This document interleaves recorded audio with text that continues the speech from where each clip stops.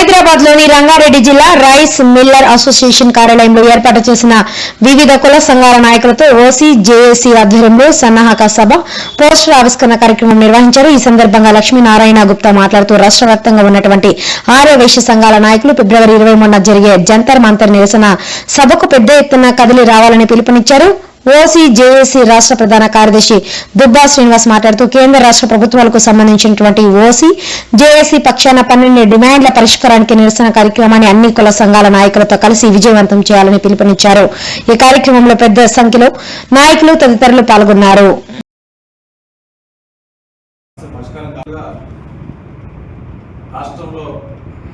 శివగర్జన పెట్టినప్పుడు 9 డిమాండ్స్ తోటి మేము పెట్టడం జరిగింది.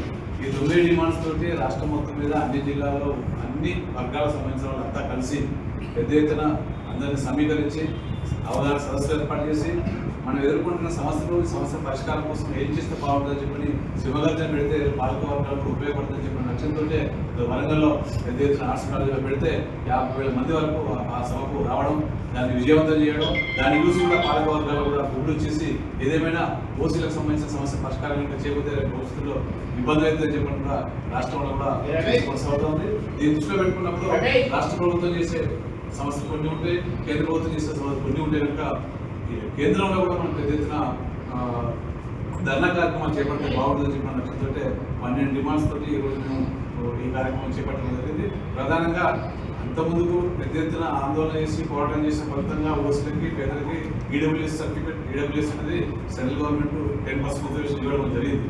కానీ దానిని కొంతమంది వక్రతో పట్టిస్తానికి ఈ రిజర్వేషన్లు చెల్లయని చెప్పని కొంతమంది కోర్టుకు వెళ్ళడం, కోర్టుకు వెళ్ళినా కూడా సుప్రీంకోర్టు కూడా ఈ రిజర్వేషన్ న్యాయమేనే తప్పకుండా ఇవ్వాలి వాళ్ళ పేదలను చెప్పిన కూడా కోర్టు కూడా తీర్పు ఇవ్వడం అనేది కూడా జరిగింది. ఆ తీర్పు ఇచ్చినాక కూడా ఇప్పటికి కూడా దాని మీద ఇంకా దుష్ప్రచారం కొనసాగిస్తూ ఉన్నారు. అందుకోసమే మేమేమంటా ఉన్నామంటే ఈడబ్ల్యూఎస్ చట్టబద్ధ తయారు, కానీ దేశంలో కమిషన్ కనుక ఏర్పాటు చేసేదంటే రేపు భవిష్యత్తులో అందరికీ కూడా ఉపయోగం జరుగుతుందని చెప్పిన రిజర్వేషన్ ఇవ్వాలని చెప్పాలి ఆశింది.